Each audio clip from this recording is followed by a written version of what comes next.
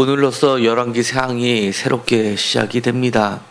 열왕기상 1장 1절은 다윗의 이야기로 시작을 합니다. 그래서 혹자들은 사무엘 하가 사실은 열왕기상 1장으로 끝나야 되고 이 열왕기상은 열왕기상 2장 혹은 열왕기상 3장부터 사실은 시작이 되어야 되는 건데 무엇인가 좀 어설프게 문단이 끝난 것으로 그렇게 얘기하는 자들이 많이 있습니다. 그러나 히브리 성경은 사실은 이 사무엘상, 사무엘하, 열왕기상, 열왕기하가 사실은 하나라고 되어 있습니다. 그렇기 때문에 이것을 연속적으로 읽어야 됩니다. 그리고 이 오늘 읽었었던 이 열왕기상 1장은 바로 다윗의 이야기이지만 사실은 솔로몬이 어떻게 왕위로 등극하게 되었는지를 정확하게 보여주는 것이라 할 수 있습니다. 왜냐하면 솔로몬 왕이 세워지는 데 있어서 이 솔로몬 왕이 잘나서 세워진 것이 아니라, 그리고 다윗 왕이 또한 잘나서 그를 세운 것이 아니라 하나님께서 어떻게 불가능한 상황 속에서 개입하셔서 새로운 시대를 열어줬는지를 극명하게 보여주는 것이 바로 열왕기상 1장이라는 겁니다. 그렇기 때문에 이 열왕기상 1장을 읽으면서 하나님의 역사가 우리 가운데서도 이렇게 새롭게 시작되기를 간절히 소망하면서 이 열왕기상 1장을 읽게 되기를 간절히 소망합니다. 1장 1절은 이렇게 시작합니다. 다윗 왕이 나이가 많아 늙으니 이불을 덮어도 따뜻하지 아니한지라 라고 하면서 다윗 왕의 절대적으로 무능력한 상태를 처음부터 그려내고 있습니다. 뿐만 아니라 이 신하들이 이 다윗 왕을 통하여서 왕의 품에 누워 우리 주 왕으로 따뜻하게 하리라 라고 하는 그 방책 구함을 젊은 처녀 하나를 구하자라고 하면서 아리따운 처녀를 구해서 그의 여인의 이름은 수넴 여자 아비삭을 얻어서 왕께 데려오면서 잠자리를 같이 하게 하는 것이 그들의 방책이었음을 보여줌으로써 이 또한 그들의 무능력을 나타낸다고 할 수가 있습니다. 유대인들이 읽기에는 우리들이 이방인인 지금 또 21세기의 우리들이 읽기에도 이상하니만큼 유대인의 눈에 비쳤을 때는 더더욱 이상하다는 겁니다. 유대인 출신으로서 하버드 대학의 교수인 쿠겔이라는 학자는 이것을 보면서 정말 말도 안 되는 것으로 읽어내 나가고 있습니다. 왜냐하면 그들의 조상들 중에서 아브라함이라든지 야곱이라든지 이런 사람들이 그들의 신앙적 모델이 되는데도, 그리고 심지어 모세조차도 그가 나이가 많아서 다윗보다 훨씬 나이가 많아서 그들의 총명이 떨어진 나이가 됐음에도 불구하고 이처럼 다윗을 그리듯이 그리지 않았다는 겁니다. 그들에게도 부인이 있었고 후처가 있었음에도 그럼에도 불구하고 그들의 쇠약함에도 불구하고 또 다른 여인을 구해서 그 옆에 붙이지 않아도 됐음에도 불구하고 이 다윗은 그렇게 함으로써 역대 자신들의 조상의 지도자들하고는 사뭇 다르게 그려내고 있음을 보여주고 있다는 겁니다. 그만큼 다윗의 절대적인 무능력을 그려내고 있다는 겁니다.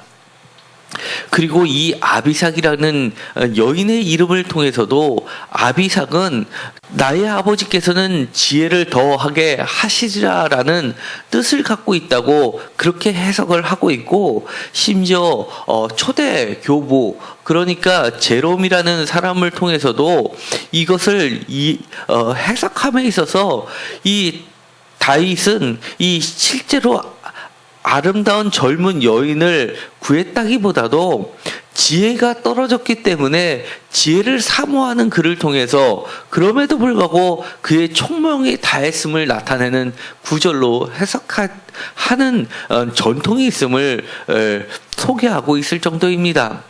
그렇기 때문에 이 5절부터 나오는 것처럼 자신의 아들 아도니아는 이미 그의 서열상으로는 첫 번째가 되고 그 앞에 있었던 형들은 이미 다 죽게 되어서 실질적인 장손이 되는데도 불구하고 다윗의 제가를 받지 않고 스스로 높여서 내가 왕이 되리라라는 정말 어처구니 없는 일이 벌어지는데도 전혀 다윗 왕은 깨닫지 못하는 상황까지를 이어서 소개하고 있음을 보여준다는 겁니다.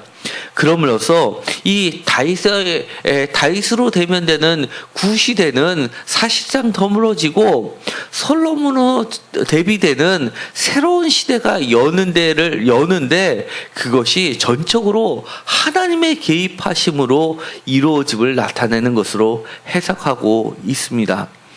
어쨌든 간에 이것을 실제 인물로 보면서 이해하든 아니면 이것을 영적으로 해석하든 간에 큰 차이는 없습니다. 전적으로 하나님의 개입하시지 않으면은 불가능한 일이 실제로 벌어진 것입니다. 그리고 뿐만 아니라 아도니아를 지지하는 자는 사실은 다윗 정부에 있어서 실질적으로 힘을 쓰고 있는 많은 자들이 합류하고 있다는 겁니다. 요압도 그럴 뿐만 아니라 이 제사장 아달은 그야말로 사무엘 그 이전부터 있었던 제사장 집안 출신이었기 때문에 이 아비아달도 그와 함께 했다는 것은 이미 모든 대사는 기울었다는 것을 이야기한다는 겁니다. 그렇기 때문에 이 솔로몬은 그만큼 흠이 있었던 것을 드러내고 백성들로부터 지지를 받기 어렵기 때문에 이 요압도 아비아달 편에 섰다는 것을 이야기한다는 겁니다. 우리가 잘 알고 있듯이 이 솔로몬의 출생은 매우 다윗의 가장 결정적인 잘못된 출발을 보여주는 것이었기 때문에 사실은 지지를 받지 못하는 것은 당연했던 겁니다. 그런데 그때 11절에 보면 나단이 개입합니다. 나단은 궁중 선지자로서 막강한 다윗의 지지를 받고 있었습니다. 그런데도 불구하고 이 나단이 등장했다는 것은 매우 아이러니컬하다는 것을 많은 학자들이 지적합니다. 왜냐하면 이 밧세바 사건에서 다윗을 꾸짖었던 사람이 나단이었기 때문에 이제 와서 밧세바를 지지하는데 이 나단이 개입된다는 것 자체도 사실은 이해하기 어렵다는 겁니다. 그럼에도 불구하고 이 한 가지 해결점을 보이는 것은 사무엘하 12장 25절에 보면 나단이 이 솔로몬이 태어났을 때 어린 솔로몬의 이름을 여디디아라고 이름을 지어주면서 하나님으로부터 여호와로부터 사랑을 받은 자라고 이렇게 이야기해주는 장면이 나오게 됩니다. 그것으로 보아서 이 나단이라는 선지자는 아마도 이 솔로몬이 어릴 적 교사를 맡았던 자로 추정하고 있습니다. 그렇기 때문에 이 나단은 어린 솔로몬을 가르치면서 그에게 어떻게 야훼께서 활동하시고 야훼의 정치가 어떠한지를 바로 가르쳐주는 정말 그리스로 이야기하면 철인 정치, 그리고 유대로 이야기한다고 하면은 참된 하나님의 교사였다는 것을 보여주고 있습니다. 그렇기 때문에 이 나단이 다른 사람이 아닌 솔로몬을 지지했다고들 보고 있는 겁니다. 그러면서 이 밧세바도 깨닫지 못한 것을 나단이 구체적으로 이야기를 해주면서 다윗 왕에게 나아갑니다.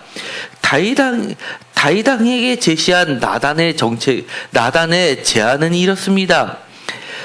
다윗이 완전히 물러가는 것이 아니라 하나의 협정 체제를 이룬다는 겁니다.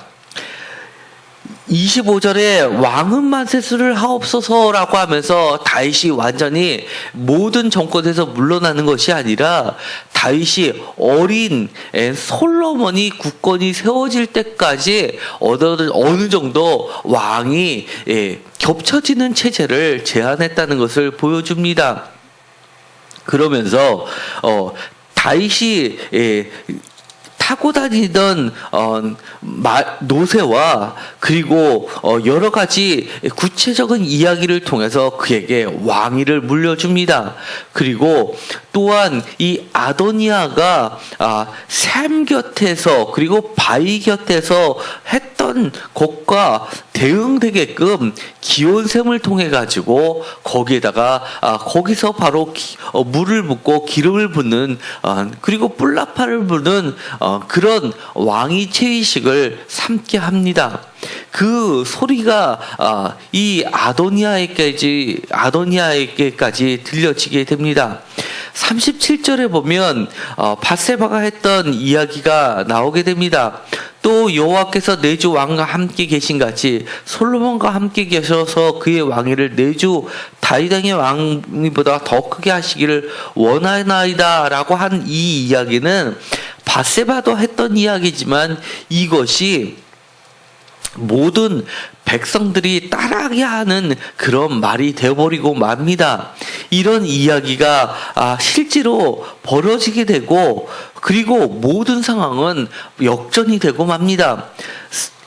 이 이야기가 바로 아도니아에게까지 전해지자 49절에 보면 아도니아와 함께한 손님들이 다 놀라 일어나 각기 갈 길로 간지라 라고 되어 있습니다.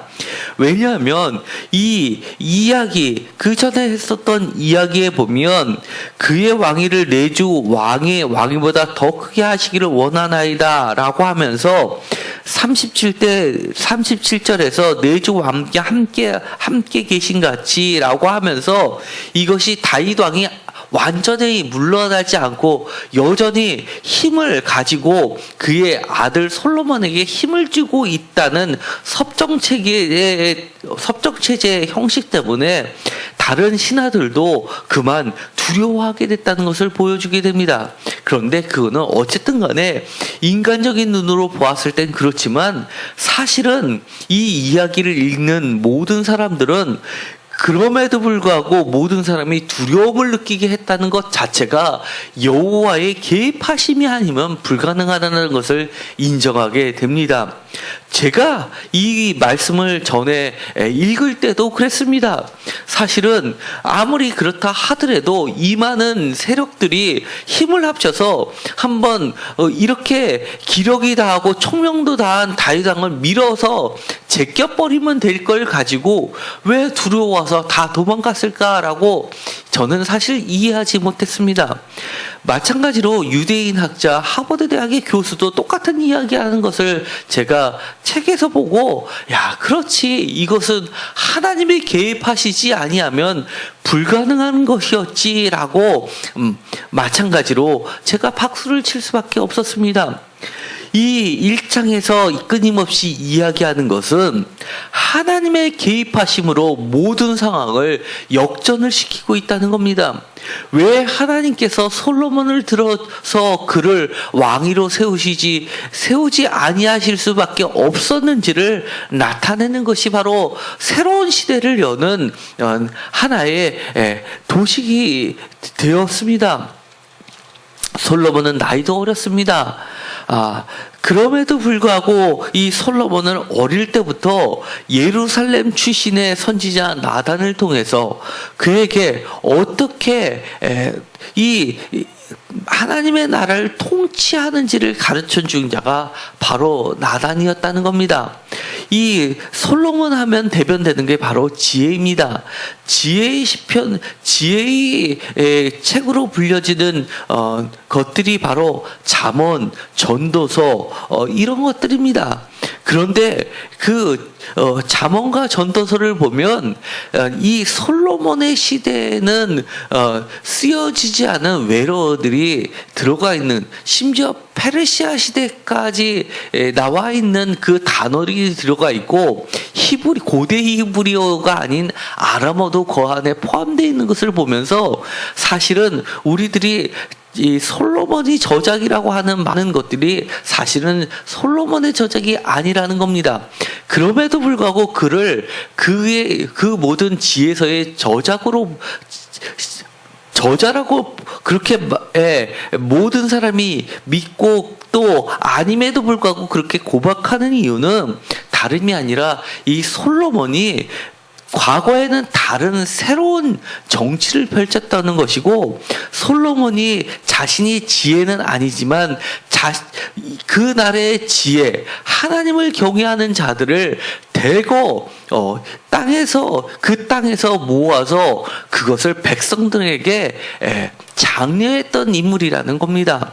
그렇기 때문에 지금까지는 힘의 정치였다고 한다면, 이제는 하나님께서 이 솔로몬을 통해서 펼치시고자 하셨던 것, 그것은 하나님을 경외하는 정치가 이 힘의 정치보다 더 뛰어나다는 것, 그렇기 때문에 이 또 성전을 통해서 하나님을 섬기는 것이 어떠하다는 것을 보여주시기 위해서 이 아도니아를 선택하지 않고 솔로몬을 선택할 수밖에 없었다는 것을 나타낸다는 것을 1장은 보여주고 있다는 겁니다. 우리 인생에서도 마찬가지입니다. 이렇게 두려워하지도 않아도 되는 사람들이 갑자기 두려워하게 만드는 것, 그리고 모든 상황이 다 끝나고 이미 모든 것이 세팅이 완료되었다고 생각하는 그 상황에서 모든 것을 역전시키고 새로운 판을 하나님이 직접 짜기 시작하신다는 것, 이것이 바로 하나님의 나라라는 것을 이야기합니다. 그것도 불과 몇 안 되는 사람들이, 그리고 하나님의 선지자를 통해서 이루어지고 있다는 것은 또한 더더욱이 이 다윗 왕이 이미 나이가 많아서 아무런 기력이 펼쳐지도 못하는 그 상황 속에서 새롭게 시작되는 하나님의 역사가 오늘날 우리들에게도 이루어진다는 것을 가르쳐 주고 있습니다. 혹시 우리가 인생을 살면서 내가 생각했던 것들이 모두 끝났다라고 하는 순간 다시 한번 하나님을 쳐다보는 시간이 되기를 원합니다. 하나님의 역사하심은 사실은 하나님이 역사하시는 순간이 바로 새로운 출발이지 그것이 끝이 아니라는 것을 오늘 이 열왕기상 1장은 솔로몬의 시대를 이야기하면서 1장에 배치해 놓고 있다는 겁니다. 우리가 기도하면서 우리가 막혔다고 생각할 때 하나님께 간구해 보십시오. 그렇다면 새로운 시대가 우리의 눈앞에 새롭게 펼쳐질 줄 믿습니다. 또한 나의 기력이 다했다라고 생각할 때도 하나님께 간구하십시오. 나의 기력보다 더 강력한 기력, 그것은 하나님의 시작하심이라는 것을 기억하시기 바랍니다.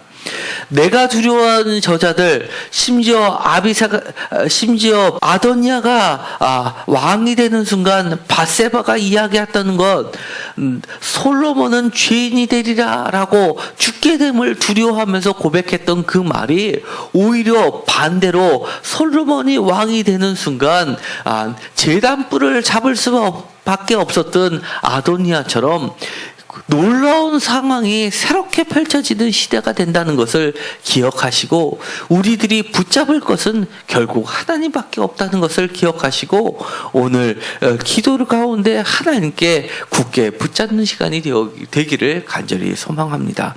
기도하겠습니다.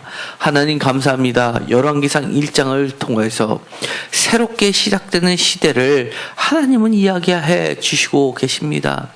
모든 것이 끝났고 모든 것이 이미 세팅되었다고 생각하는 그 순간이라 하더라도 하나님이 개입하시면 모든 것이 새롭게 출발됨을 보여주고 있습니다.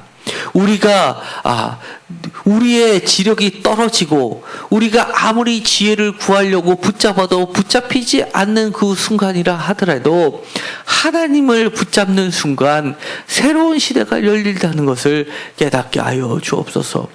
우리가 상황과 씨름하는 것이 아니라 하나님과 씨름해서 이길 수 있게 하여 주시옵시고, 모든 것이 막혔지만은 하나님께서 개입하는 순간 모든 것이 열리고, 또 나를 두렵게 하는 모든 것이 오히려 나를 두려워하는 상황으로 바뀔 수 있다는 것을 또한 기억하게 하여 주옵소서. 하나님을 경외하는 자가 펼쳐지는 시대를 만들기 위하여 지금까지 이루어왔던 패러다임을 바꿔서 새로운 시대를 여시는 하나님을 바라보게 하여 주시옵시고, 우리가 끝까지 하나님의 시대를 여는 자의 중심에 서게 하여 주옵소서. 예수 그리스도의 이름으로 기도드렸습니다. 아멘.